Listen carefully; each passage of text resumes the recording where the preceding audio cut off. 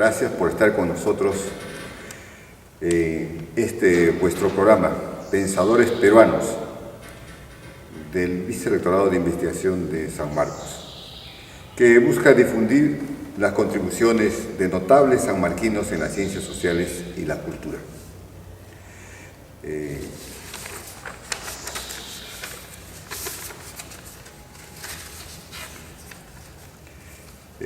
Este programa es transmitido desde La Casona, canal web de Culturas, producido por la Dirección de Cine y Producción Audiovisual, bajo la conducción y dirección general de don Mario Pozzi Escot.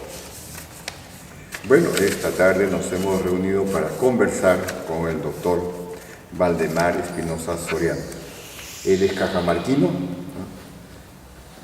Celebra su cumpleaños siempre cada 6 de julio, es el Día del Maestro. Voy a referir algo del doctor Valdemar. Él es doctor en Historia por la Universidad Nacional Mayor de San Marcos. Ha sido profesor de Historia en la Universidad Nacional del Centro. Actualmente ejerce la docencia en San Marcos, de cuyo Consejo Superior de Investigaciones es miembro asociado. Ha dictado cursos en la Escuela de Posgrado de la Universidad San Andrés de Bolivia, en la Universidad Nacional de Educación y en la Universidad de San Marcos. Ha publicado numerosos artículos sobre la historia del Perú, Ecuador, Bolivia y Argentina. Es autor de numerosos libros. Entre ellos podríamos mencionar Artesanos, Los Incas, los modos de producción del Imperio de los Incas, La caída del Imperio de los Incas, Historia de la reincorporación de Jaén de Bracamoros al Perú, temas de etnohistoria boliviana y Amazonía del Perú, historia de la gobernación y comandancia general de Maynas, sus mapas, reciente publicación que ha hecho el doctor es sobre Loreto, departamento y región, o sea, San Martín Ucayali, 1846-2000, editado por esta casa de estudios.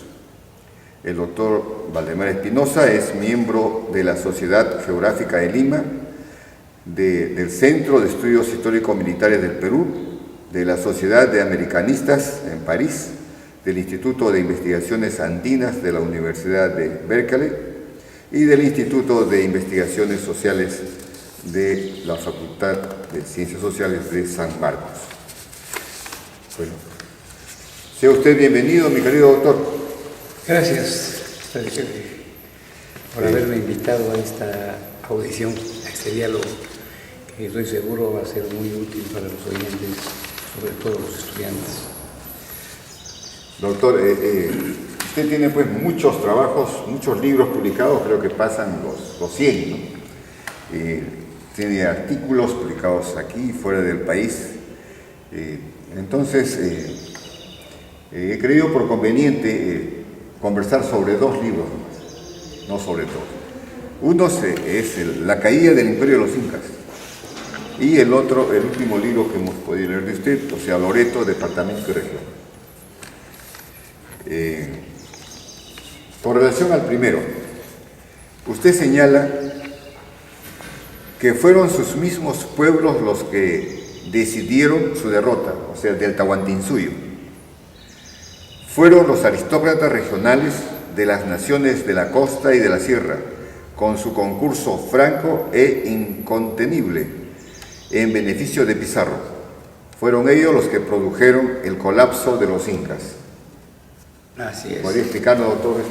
Sí, es un libro que lo escribí en la década de 1970, que considero muy importante porque puso al aire, a la luz, los verdaderos motivos de la destrucción del Imperio de los Incas, porque hasta ese momento lo que funcionaban son las conjeturas, muchas hipótesis que no llegaban a ningún resultado positivo, pero siempre la investigación seria, intensa, permitió pues, que en archivos españoles y peruanos encontráramos documentos que habían sido escritos tanto por españoles como por indígenas, donde nos ponían al corriente de las verdaderas razones existentes para el desplome de este Estado imperial el que teníamos nosotros la idea de que era poderoso, fuerte, justo, muy amado por el pueblo. Y ese libro, que tuvo mucha aceptación, fue bien comentado, acabó pues con una época sobre la cual solamente funcionaban ideas, a tal extremo de que ahora ya en los programas de la secundaria, los profesores universitarios enseñan la nueva historia. Y fue un libro que no solamente tenía el estudio teórico, preliminar, sino que iba acompañado con los documentos fuertes, fehacientes, demostrativos. Sucede pues de que el imperio de los incas, como todo imperio, el romano por ejemplo, el de Alejandro Magno, muy extensos, muy habitados, no estaban por pueblos que formaban una sola nación, no tenían el concepto de una sola patria, sino muchas naciones, muchas patrias, diferentes grupos dominantes, y el dominio pues crea mucho orgullo, mucho personalismo en las familias, en las personas que tienen ese privilegio de mandar. Y lo que sucede en el Tahuantinsuyo ha sucedido en todos los sitios del mundo. Hay gentes que están de acuerdo con aceptan la dominación extranjera, son homenajeados, son privilegiados, pero hay otros que por más premios que obtengan no olvidan el amor a su país, a su tierra, y de esto estuvo en el Perú algunos. Además, la formación de la conciencia nacional, de la conciencia patriótica requiere muchos años, muchas generaciones, y requiere un programa de enseñanza, de estudios, y esas cosas no se llevaron a cabo en el mundo andino, de tal manera de que los incas del Cusco se dan maña, tienen algunas buenas estrategias para conquistar más de 200 naciones pequeñas. Curacazos le llamamos nosotros, etnias le llaman los arqueólogos y antropólogos actuales. Muchas de esas estaban contentas y muchas también descontentas. Se ha podido individualizar a las que aceptaban, porque el poder de los incas era aplastante. Tenían ellos métodos para que sus ejércitos pudieran dominar. Comencemos por el norte, los cañares recalcitrantes, y claro, se sublevaban. Luego más al sur los chachapoyanos, y siempre viajando al sur tenemos a los pausamarcas, que es una etnia desconocida, inédita, yo creo que para el 100% de peruanos, salvo alguien que ha descubierto sus documentos, como el caso mío, que ya podemos hablar de esa nueva etnia descubierta en el Perú. Y por fin los huancas, pues. Y todas estas 4 de ellas tenían el mismo motivo.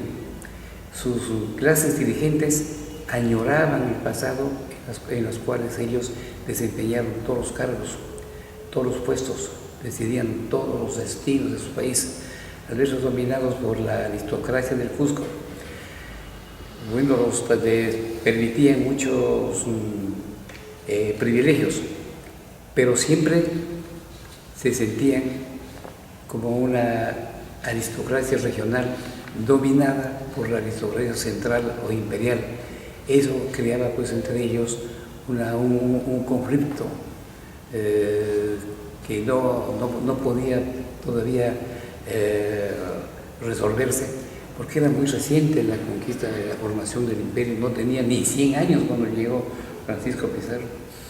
Y si ahora necesitamos programas científicos, geológicos, pedagógicos para formar la conciencia nacional peruana, imaginemos nosotros de los incas que no conocían ninguno de esos mecanismos, no pudieron, ni se preocupaban tampoco, ni se preocupaban, de tal manera de que muchas veces se sublevaban y todas las veces los castigaban severamente, porque para el sistema incaico la mejor manera de gobernar era el castigo escarmentador.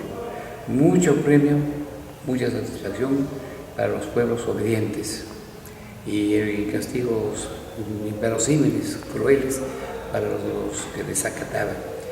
De manera que en el caso de los Cañares, un señorío casi despoblado por los incas, muchas veces matando a los líderes y otras veces deportando a la gente por todo el país.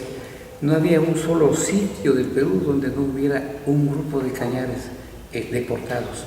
Eso lo sentían ellos. Eso sucedía también con los chachapoyanos, eso sucedía también con los huancas.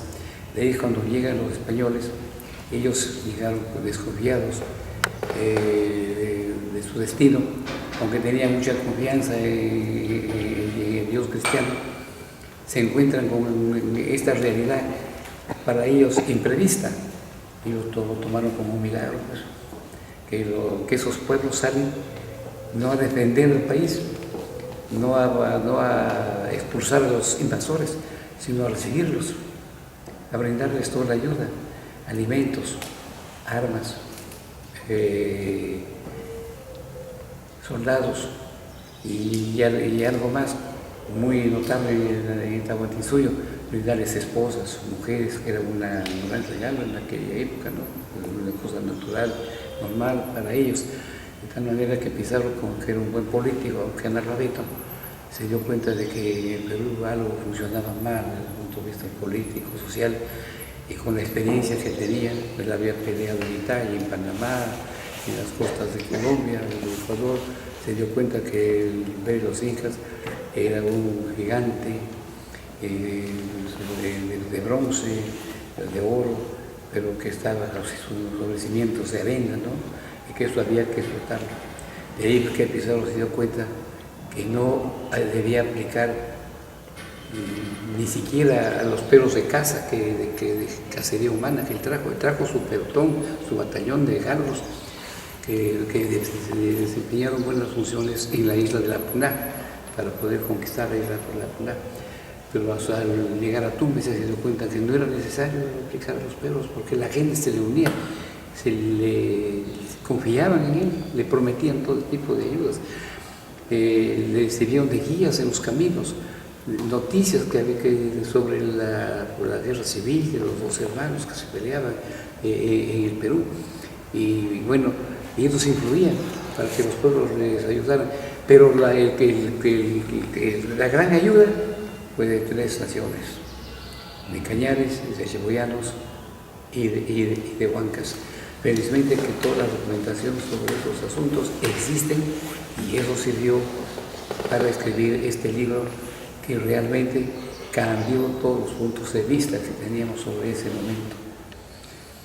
Doctor, creo que este libro es una gran contribución suya al conocimiento de la historia del Perú, porque se tenía la versión de que los españoles habían conquistado al imperio de Tahuantinsuyo, bueno, porque tuvieron el apoyo de Dios, porque tenían los arcabuces, armas de fuego, tenían los caballos, ¿no? Y que además estaban divididos los incas, tanto Huáscar como Atahualpa, sus ejércitos, y otras ventajas, pero no se conocía esta historia que usted nos está refiriendo, ¿no? De estas etnias o señoríos o curacazgos, ¿no? Estos tres particularmente, que se incorporaron al imperio del Tiahuanaco.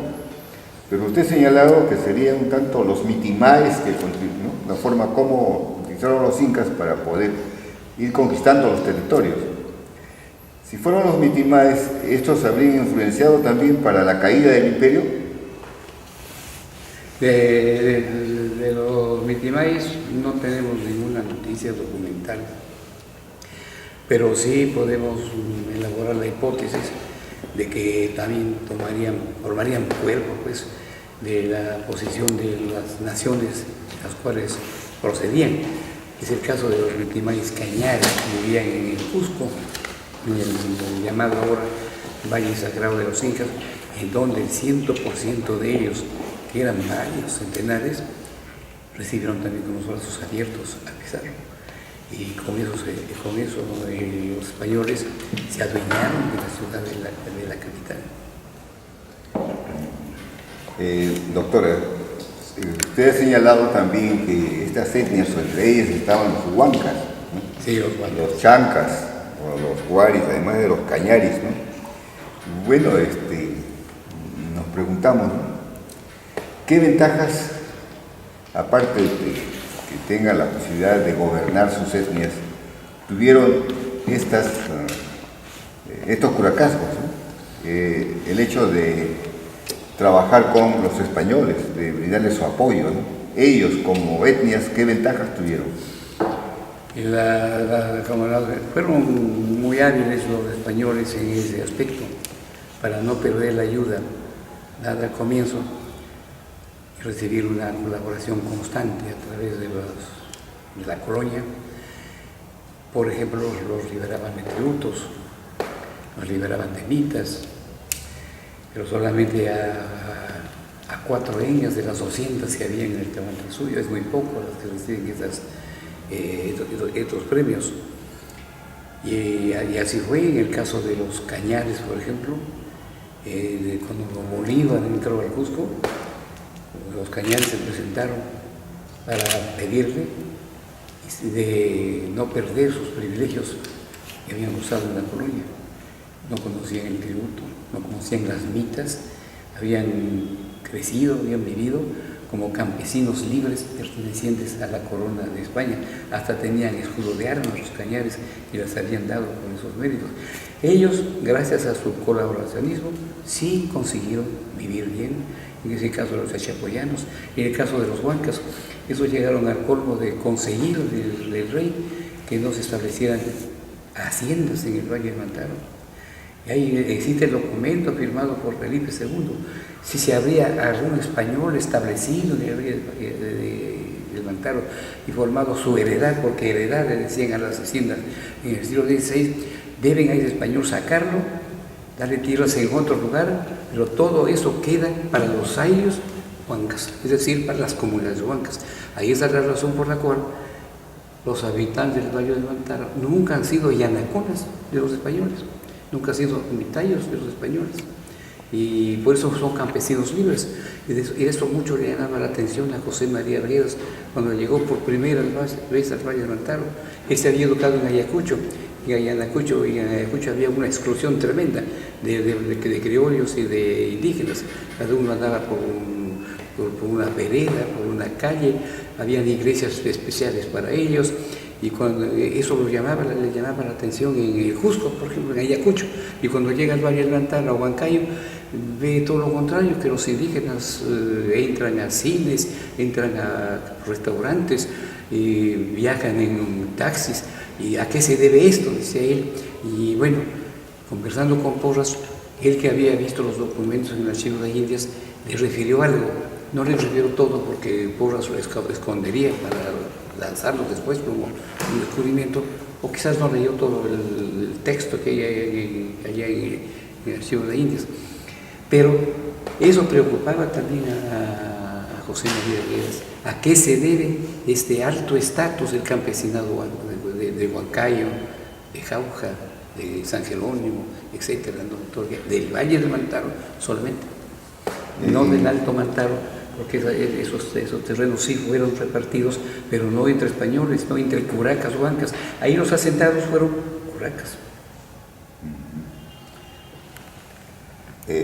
Son heredades, ¿no? Para los huancas. Doctor, usted cuando nos refiere así tanto al Valle del Mantaro como lo que es Huamanga, digamos, ¿no?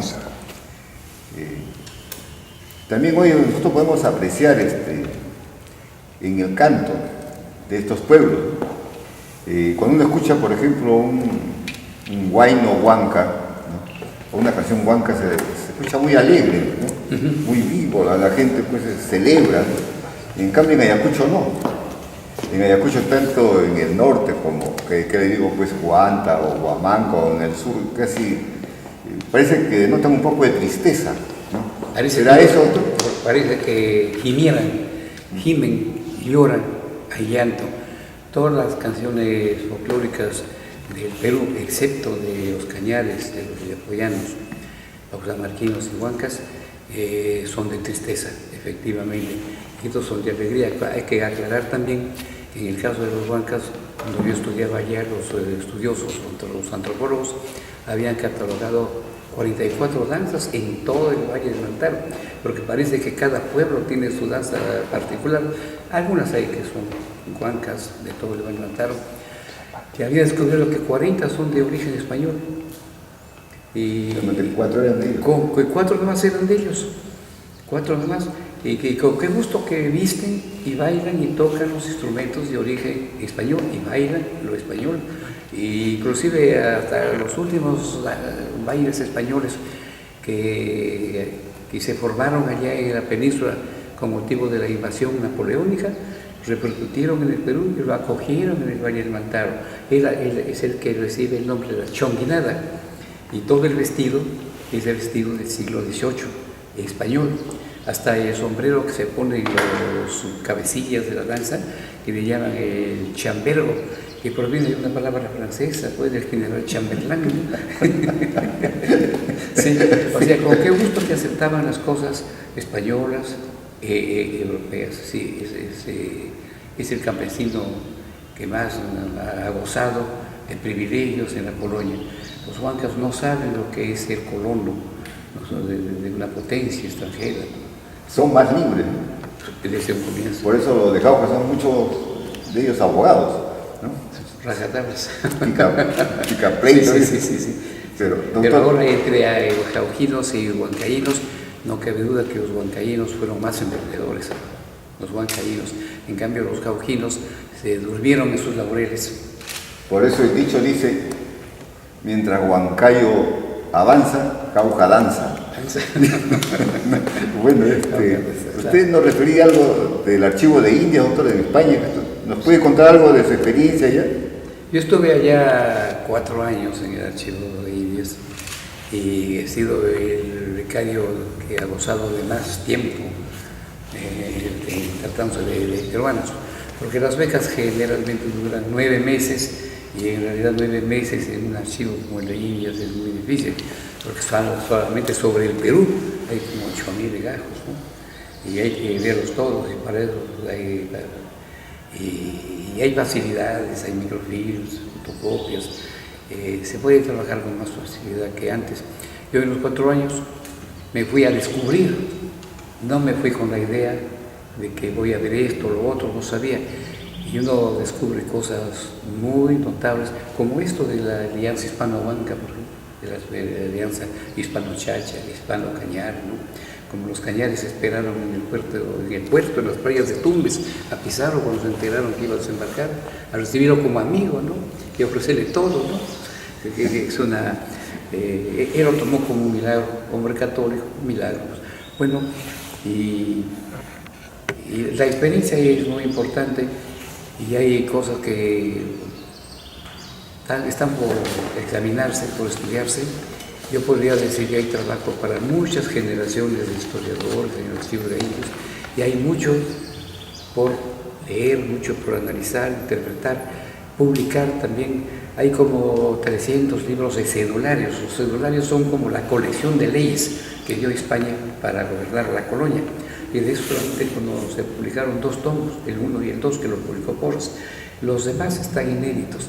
México lo ha publicado, Chile lo publicó, Argentina también ha publicado lo suyo, y el Perú no lo hace, ¿no? Hay mucha desidia en la clase gobernante del Perú.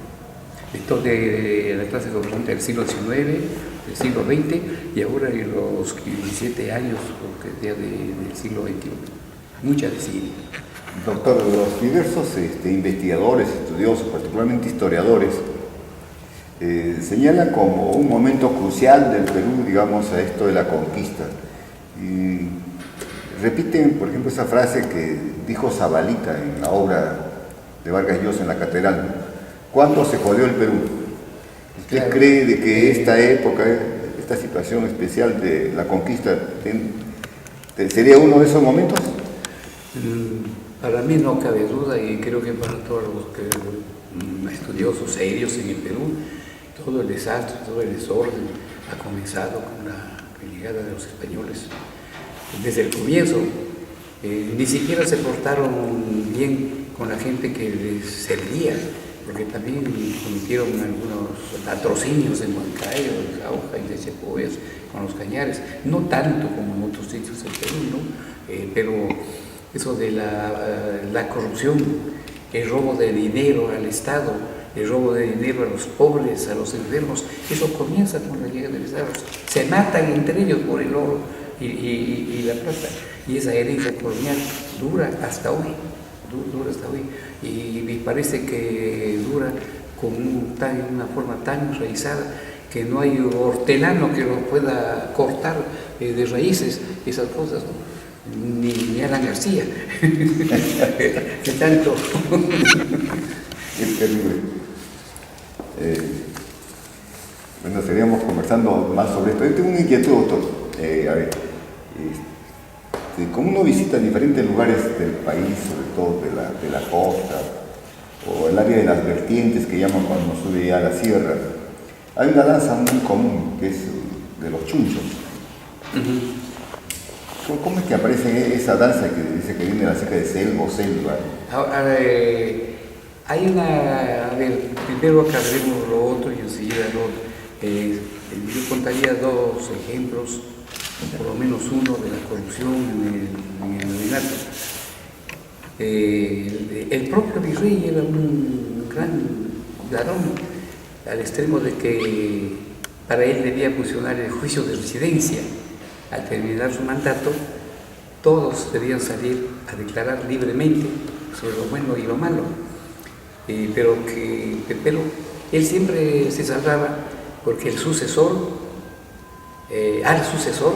le hacía un buen regalo de recepción, que era una bolsa llena de oro o llena de plata, que era ya comprarlo, ablandarlo, era una de ellas. Y la otra forma también muy hábil de adular al rey y cortar toda averiguación, toda sanción, era el día de su cumpleaños, haciéndole un gran regalo. Y eso aquí a cuenta de quién corría, de los dueños de minas. Hay minas en Cerro de Pasco, hay minas en Potosí, minas en Silache, minas en Toca, minas en Huancayo, todo pónganse se ponen de acuerdo y le hacen un obsequio de plata que pesa tanto como su cuerpo. Ellos averiguan cuánto pesa un virrey y le envían. Y eso cierra la boca al virrey, pues. Eso motiva una completa diferencia con lo bueno y con lo malo en el Perú. Es la corrupción, una corrupción cultivada por los magnates a favor de otro magnate que es el virrey. Entonces un hombre pobre que llega de España regresa rico a España. Y ahí porque cuando en Madrid llegaba la noticia de que murió el virrey del Perú o se cumplió el plazo del rey del Perú, los pretendientes surgían por docenas para ocupar el cargo. Y todos ellos con sus padrinos, con su influencia, con sus amigos. El virrey se veía en apuros para poder atender a sus amigos y enviar, pero siempre ganaba pues el más audaz, el más vivo, y venía no por la intención de gobernar, de poner paz, de enseñar la fe cristiana. Él venía con la intención de enviar dinero continuamente a España para que sus familiares pusieran negocios, o para regresar él también para comprar haciendas en España, buenos latifundios en España. Eso está ya estudiado, porque existen procesos. Los juicios de residencia se guardan íntegramente en el archivo de Indias y hasta ahora no hay un historiador peruano que estudie los juicios de residencia para estudiar la corrupción de los virreyes solamente, ¿no?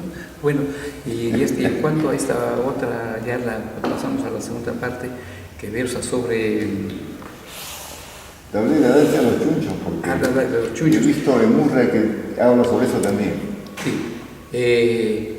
Llama la atención de que exista esta danza de selvícolas, tanto en la sierra ecuatoriana como en la sierra peruana e inclusive en la sierra boliviana, aunque de Bolivia no se comenta mucho, dada la intensa comunicación que había entre selva y sierra. Pero en el Perú, por ejemplo, porque hay danza de chunchos en el Valle del Mantaro, hay danza de chunchos en Cajamarca, pues por la sencilla razón de que los incas se preocuparon por la selva. querían tener acceso a la selva, querían inclusive conquistar a los selvícolas, pero era imposible, porque la cultura o la de la sociedad costeña, la sociedad serrana, es muy diferente a la selvícola. Pero al Estado inca le convenía tener relaciones con la selva, principalmente porque de la selva salen las plantas medicinales. Toda la medicina es herbolaria, y esas plantas no hay en la costa, no hay en la sierra, hay que traerlas entonces de la montaña. E inclusive los mejores curanderos son de la montaña. Hay que tener buenas relaciones. Entonces las relaciones es de reciprocidades, mucho regalo a los curacas selvícolas, y entonces mucho agradecimiento de ellos a los serranos, y hay mucho contacto. Entonces los servícolas aprenden también costumbres serranas, usan instrumentos serranos, danzas serranas, y los serranos, que son muy hábiles para convertir en danza todas las actividades de la vida, también danzan como los chunchos, y todavía queda en el Perú, porque somos muy conservadores en todo, esas danzas selvícolas, la del chuncho. Y chuncho es una palabra peyorativa a partir del siglo XVIII. Antes del siglo XVIII el chuncho no era peyorativo, era una cosa que simbolizaba dignidad, prestigio, porque significaba hombre de grandes conocimientos de curandería. Eso no lo hacía cualquiera. El médico de cabecera de los incas, entre sus médicos de cabecera siempre había uno selvícola, porque él es el que conocía mejor las hierbas, y de él aprendían los curanderos peruanos. Ahí está, era una gente con prestigio, por ese motivo. Y los chuchos eran tan hábiles que inclusive recorrían ya la sierra peruana vendiendo sus objetos medicinales, pero los que mejor aprendieron esta actividad de los chuchos fue la etnia Callaguaya. Callaguaya le llamamos nosotros, pero el nombre auténtico es Carabaya, que ahora está dividida en dos. Una parte pertenece a Puno y la otra pertenece a La Paz, pero antes era una sola unidad, ¿no? Sí. Bien, doctor, qué interesante todo esto. Estaríamos conversando sobre, te propuse que inicialmente, para iniciar, que podríamos conversar algo sobre su último libro, voluminoso, realmente muy interesante, doctor. Esto de Loreto, departamento y región. ¿Qué le motivó a usted a escribir este libro? Hay dos factores. Primero es las confusiones a que llegaron los historiadores franceses agrupados en la famosa escuela llamada de Annales. Estos, cuyos nombres lo conocemos casi todos, Brodel, Pierre Vilar, etc., siempre descubrieron que para estudiar, comprender a un pueblo, a una nación, a un estado, hay que estudiar su pasado, hay que estudiar su presente también, porque quien conoce el pasado y el presente domina muy fácilmente el futuro. Es que preciosas palabras, preciosos razonamientos, ¿no? Y ahí por qué los gobernantes siempre fracasan, porque no conocen ni pasado ni presente. Y eso nosotros lo vivimos en la historia peruana con todos nuestros gobernantes, con el anterior, que fue un desastre, ¿no? Un desastre. Bueno, y luego, pero para comprender a un estado, a un continente, hay que estudiarlo desde sus remotos orígenes hasta hoy. Y no solamente un punto, sino hay que estudiarlo todo, todo. Ellos decían historia de larga duración e historia total. Larga duración quiere decir desde los orígenes hasta hoy. Y total, toda la vida privada, la vida pública, la vida cotidiana, que no falte ninguna institución, educación, arte, política, jurisprudencia, etcétera, etcétera, no dejar nada. Y allá en Europa lo hacen, pues, en Polonia, en Italia, en Inglaterra, incluso en España. pero en Estados Unidos sí, pero en América Latina nadie lo hace. No lo hace ni Brasil, ni Chile, ni Venezuela, a pesar de la riqueza petrolera que han tenido. En el Perú tampoco. Somos muy adictos a hacer historias muy puntuales. Por la historia de la parroquia, podemos decir, de Chaclacayo, la historia de los alcaldes de Trujillo. Eso no, por más completas y lindas que estén, no nos dan una visión panorámica sobre el lugar. Hay que hacer entonces larga duración y total. Y a mí me llamó el Banco Central de Reserva hace muchos años a consultarme qué hacer para que el banco pudiera también colaborar en este lío que tenía con este diferendo con el Ecuador por Maynas, pues. Porque Tumbes y Jaén ya se había resuelto, pero lo de Maynas quedaba latente hasta la época de Fujimori.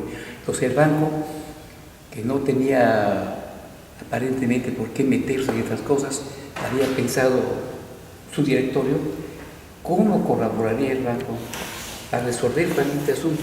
Me dijeron qué hacer y yo entonces encontré que era la ocasión oportuna para proponerles una historia moderna de larga duración del departamento de Loreto, desde los orígenes en el siglo XV hasta hoy, en el año 2000 solamente. Pues presenté el proyecto y les cayó muy bien.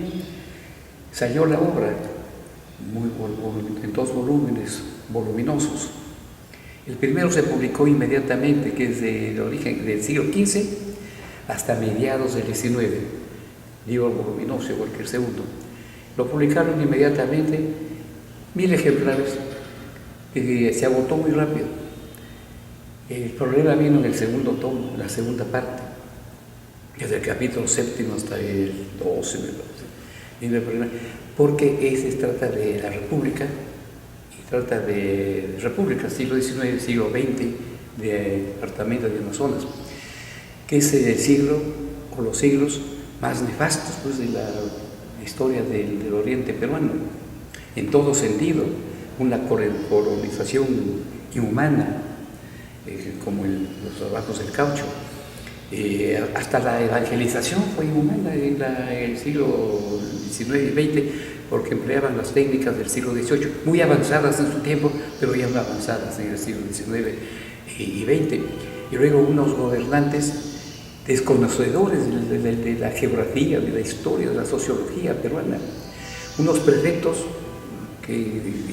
iguales, con excepción de uno que otro, y luego unos ministros de Relaciones Exteriores completamente ignorantes que no sabían defender el territorio peruano, al extremo de que el Perú ha perdido la mitad de su territorio en esta lucha de fronteras. Si sumamos lo que se ha perdido con el Ecuador, con Colombia, con el Brasil, con Bolivia y con Chile, hemos perdido la mitad del territorio. Teníamos más de 2,5 millones de kilómetros y nos hemos quedado con 1,250,000 kilómetros cuadrados. Y de eso se hacía hincapié en el segundo tomo, párrafos muy críticos contra estos señores, que culpables para la disminución del territorio peruano. Regalaron el territorio peruano. Yo siempre digo, lo de Chile no es, 6 meses merece censura para los gobernantes del Perú, pero el que haya llevado Chile, Tarapacá y Arica no merece censura, porque lo ganaron en una guerra, pues, lo ganaron. Ahora que la guerra se fomentó por la brutalidad de los jefes peruanos. Bueno, pero en el caso del departamento de Putumayo, trapecio amazónico, ganamos la guerra. Y sin embargo, el Perú le regaló el territorio. ¿Y por qué le regaló el territorio? Por el concepto de los gobernantes peruanos: territorios de montaña, habitados por tribus salvajes, por animales feroces, no nos sirve de nada. No pensaban en el futuro, sino pensaban en el presente, ¿no? en el presente. Eso es lo que no conocer, el que no conoce el presente y el futuro, no puede dominar el pasado y el presente, no puede dominar el futuro. Y bueno, en palabras, seguro habrá notado, se ha leído, de que hay palabras displicentes, decían ellos, disonantes. Ese libro del segundo tomo no se puede publicar, salvo que se corten todos esos párrafos, que son varios párrafos en diversos lugares, y como yo me opuse, entonces no se haya publicado eso. Entonces yo apelé a la U de San Marcos para la publicación, porque la universidad es autónoma, la U de San Marcos es una universidad democrática, es libre. Bueno, pensé en esas cosas, ¿no? Y aún me dijeron ellos, ni San Marcos puede publicar este libro, me dijeron los del ministerio, porque San Marcos vive del Estado, y con el dinero del Estado no se puede atacar a los gobiernos amigos, a las naciones hermanas. Pero no, le digo, la U es autónoma, era autónoma pues hasta ese momento, ¿no? Entonces no se había dado la última ley. Bueno, y en San Marcos hemos acordado, no ha habido oposición en la facultad, lo que hay es falta de dinero. Acudimos al vicerrectorado de investigación para concretar la cifra, para que el segundo tomo saliera en el mismo papel, la misma calidad, marfileño, son cerca de 600 páginas, y se publicó muy pronto.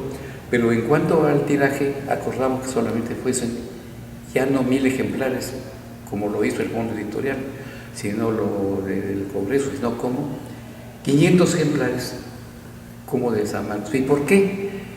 Porque ahora la juventud no lee menos. Entonces publiquemos nomás la mitad, si no nos vamos a quedar con el almacén lleno de libros. El primer tomo se agotó, pero en el segundo, dada la realidad que el alumno ya no lee, que todo el trabajo lo saca de la computadora y se lo saca de frente de la computadora y no lo lee y lo entrega al profesor, vivimos una crisis. Sí. Baja copia, ¿no? Los estudiantes. Baja de copia, sí. Y llegará el momento que le saque solamente 100 ejemplares.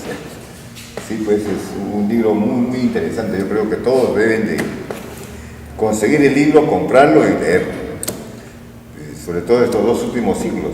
Sí, sí. La situación que vive el Perú, cómo su frontera, como usted ha señalado, se ha disminuido más o menos en 1000 kilómetros. Sí. Todo lo que es el río Putumayo. Sí, sí. Y además de la depredación que hacen, ¿no? Así como depredan o han depredado el caucho, han depredado otros recursos naturales, están depredando el petróleo, el pescado. Sí, sí, el pescado. Es una depredación feroz. Igualmente hay otras depredaciones como los hidrocarburos, en fin. Pero eso es una situación que también debemos investigar y verlo, ¿no? Eso me llevó a cabo, me llevó a hacer una historia moderna, pues, de larga duración y completa. Y es el único departamento del Perú o región del Perú que tiene una historia de larga duración y total. Lo demás está por hacerse, ¿no? ¿Y quién lo hará en esta época en que la investigación disminuye, la lectura ha desaparecido? Tenemos que actuar de una manera diferente, doctor. Un reto muy grande para las universidades públicas del Perú. Claro, por ejemplo, en eso de las pérdidas de los territorios, ¿no? Lo del departamento de Putumayo y todo eso, parece que fue un arreglo con Estados Unidos. Un arreglo para que así pudiera, para echar humo sobre el caso de Panamá. Pues, claro. Estados Unidos sublevó al departamento de Panamá, que era de Colombia, para que se entregara, se vendiera.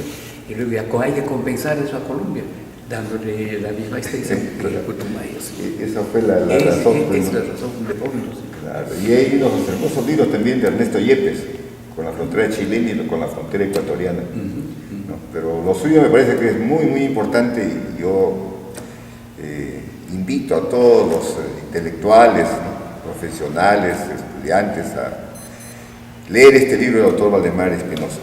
Es sobre Loreto, departamento y región. Doctor Valdemar, muchas gracias por participar en este programa nuestro, ¿no?